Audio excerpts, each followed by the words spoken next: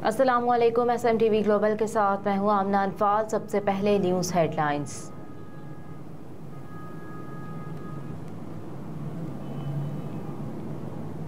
अफगानिस्तान से पाकिस्तान में दरअंदाजी की कोशिश नाकाम। TTP के 3 दहशतगर्द हलाक। पाक फौज के शोबा ताल्लुकात आमा ISPR के मुताबिक सिक्योरिटी फोर्सेस ने यौम में पाक अफगान सरहद के करीब कार्रवाई की और कलअदम TTP के दहशतगर्दों के अफगानिस्तान से पाकिस्तान में दरअंदाजी की कोशिश को नाकाम बना दिया। ISPR के मुताबिक संभासा के करीब TTP के दहशतगर्द अफगानिस्तान से पाकिस्तान में आ रहे थे कि सिक्योरिटी फोर्सेस की कार्रवाई में 3 दहशतगर्द हलाक और चंद जख्मी हो गए। पाक फौज के शोबा ताल्लुकात आमा के मुताबिक ऑपरेशन के दौरान 4 जवानों ने जामे शहादत भी नोश किया। हवालदार सत्तार, लांस नाइक शेर आजम, लांस नाइक अदनान और सिपाही नदीम ने बहादुरी से लड़ते हुए जामे शहादत नोश किया।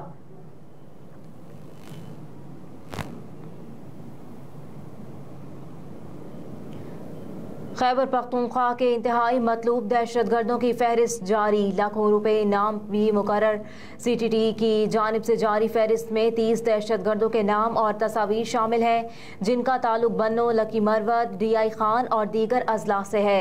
फहरिस्त में बन्नो और लकी मरवत के 13 दहशतगर्द शामिल। दहशतगर्दों के सर की कीमतें 3 लाख से 50 लाख रुपए तक मुकर्रर की गई हैं। CTD के AP की जारी फहरिस्त के मुताबिक लकी मरवत से ताल्लुक रखने वाले दहशतगर्द हबीबुल्ला के सर की कीमत 50 लाख मुकर्रर की गई है, जबकि बन्नो के दहशतगर्द कमांडर मौलवी नेमतुल्लाह के सर की कीमत 40 लाख मुकर्रर कर दी गई।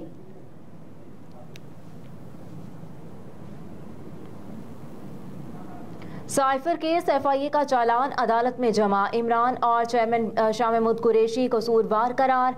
FIA ने साइफर केस का चालान ऑफिशियल सीक्रेट एक्ट की अदालत में जमा कराया, जिसमें चेयरमैन तहरीक इंसाफ इमरान खान और वाइस चेयरमैन शाह महमूद कुरैशी को कसूरवार करार दिया गया है।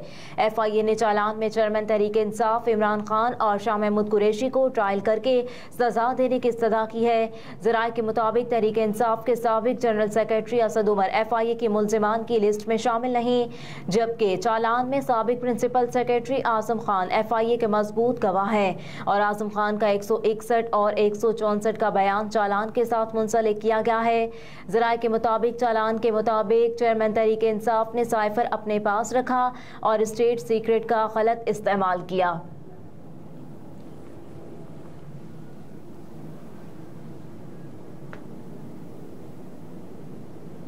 सियासतदान और जर्नल जोर लगा रहे हैं, लेकिन मुल्क मुश्किलात से नहीं निकल रहा।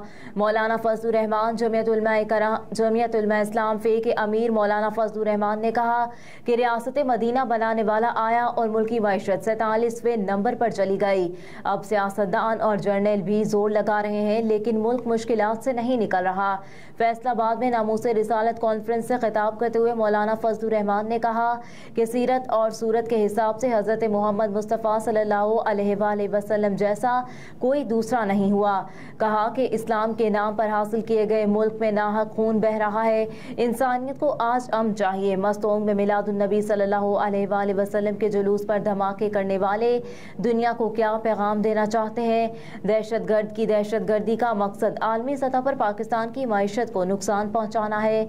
अमरीका ने अपना असलहा बेचने के लिए जंग मुसल्लत करके हमें अपनी मंडी बनाया हुआ है।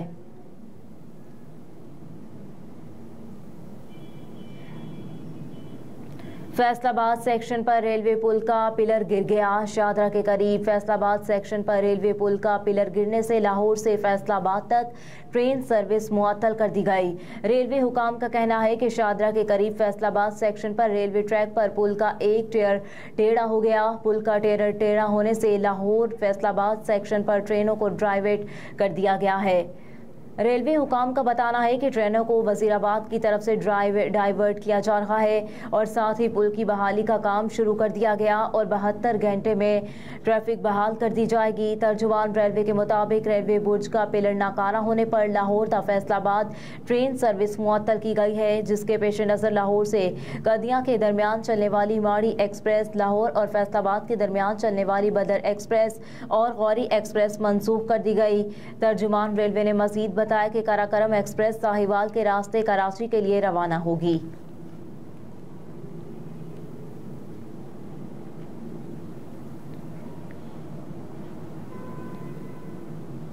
निगरान वज़ीर आज़म अनवारुल हक काकड़ कहते हैं कि चेयरमैन तहरीक इंसाफ का मुकाबला फौज से नहीं रियासत से है। उनको अदालत से रिलीफ ना मिला तो इलेक्शन में हिस्सा नहीं ले सकेंगे। बरतानवी खबररसा इदारे को दिए गए इंटरव्यू में निगरान वज़ीर आज़म अनवारुल हक काकड़ ने कहा कि तहरीक इंसाफ पर बतौर पार्टी कोई सख्ती नहीं की जा रही। मनफी सरगर्मियों में मुलव्विस 1500 लोगों के साथ सख्त रवैया रहेगा। अनवारुल हक काकड़ ने मजीद कहा कि वतन वापसी पर नवाज शरीफ से क्या सलूक हो, ये सवाल अदलिया के पास है, क्योंकि सजा याफ्ता नवाज शरीफ अदलिया की इजाजत से बैरून मुल्क गए थे। इससे कबल गुज़िश्ता दिनों निगरान वज़ीर आज़म अनवारुल हक काकड़ ने मीडिया से गुफ्तगू करते हुए कहा था कि नवाज शरीफ की वापसी से मुतालिक कानूनी राय ली जाएगी। बहुत से कानूनी पहलुओं को देखना होगा। निगरान वज़ीर आज़म ने कहा था कि हम जो कुछ भी करेंगे वो पाकिस्तान के कानून के मुताबिक करेंगे। हम ये तासुर नहीं देना चाहते कि हम किसी सियासी क़यादत को टारगेट कर रहे हैं।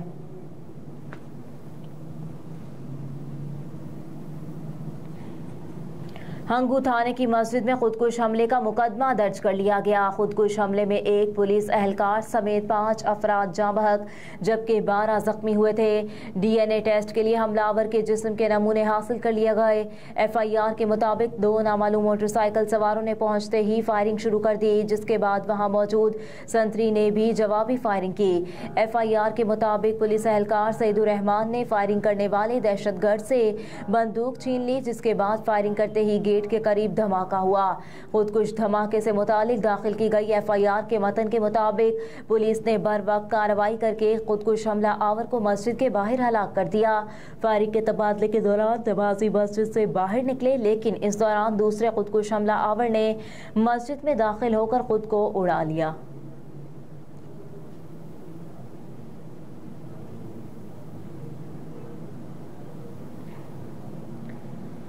बिजली चोरों के खिलाफ कार्रवाइयों के बाद रिकवरी और मीटर रीडिंग अमले पर हमलों में इजाफा। मुल्तान रीजन में बिजली चोरी की रिकवरी और मीटर रीडिंग करने वाले अमले पर हमलों की मुख्तलिफ वाक़यात में SDO समेत Multan electric power company MEPCO के मुतादिद वर्कर जख्मी हो गए।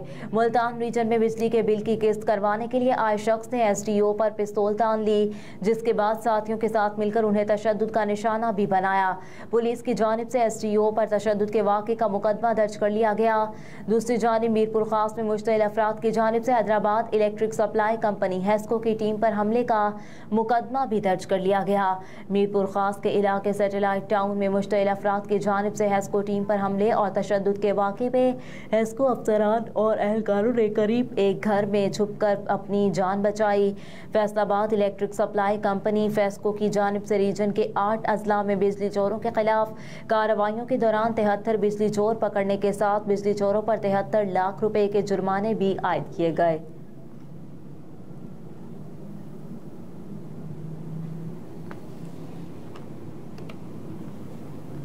नवाज शरीफ इंतकाम के बजाय मुल्क को ठीक करने पर तवज्जो देंगे। साबिक वज़ीर ख़जाना इसहाक डार ने कहा है कि नवाज शरीफ इंतकाम के बजाय मुल्क को ठीक करने पर तवज्जो देंगे।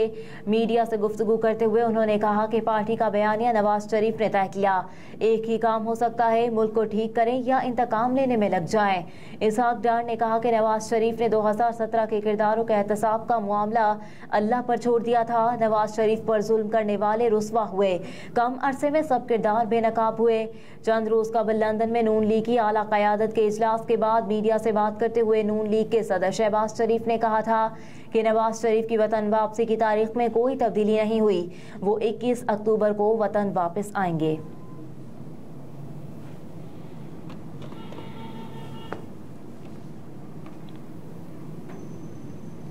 और भारतीय निजात बरतानवी वज़ीर दाखिला का ब्रिटिश पाकिस्तानियों से मुतालिक दावा बेबुनियाद करार।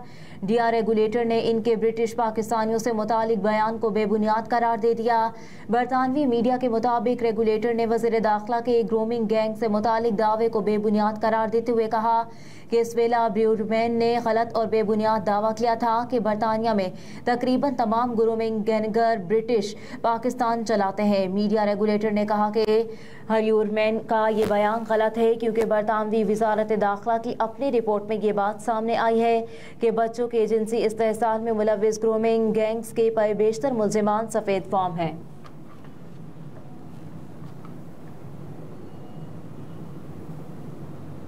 हेडलाइंस आप जान चुके। न्यूज़ स्टूडियो से फिल वक्त इतना ही। आप देखते रहिए SM TV ग्लोबल।